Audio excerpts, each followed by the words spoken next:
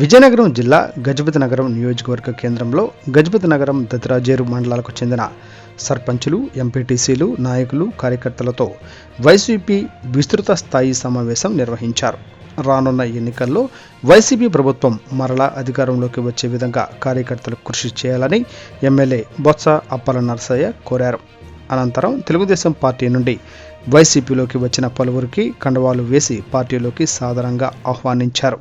ఈ కార్యక్రమంలో ఎమ్మెల్సీ సురేష్ బాబు, 2 మండలాలకు చెందిన ఎంపీపీలు, జెడ్పీటీసీలు పాల్గొన్నారు.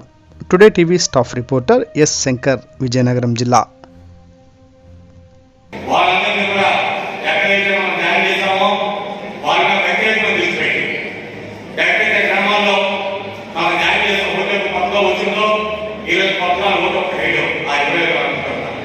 వాళ్ళు మాత్రం మీరు దర్శనంగా పూజించుకుని గ్రామంలో వాళ్ళకి నచ్చజెప్పి ఈరోజు వైఎస్ఆర్ కాంగ్రెస్ పార్టీ వచ్చిన విధంగా ఈరోజు ప్రయత్నం చేయవలసిన అవసరం ఎక్కడ వేసిన పెద్దలకు వీక్నం చేసే సందర్భంగా అది ఎందుకంటే పొడవాలి వాళ్ళందరూ కూడా యూత్ వాళ్ళని కొద్దిగా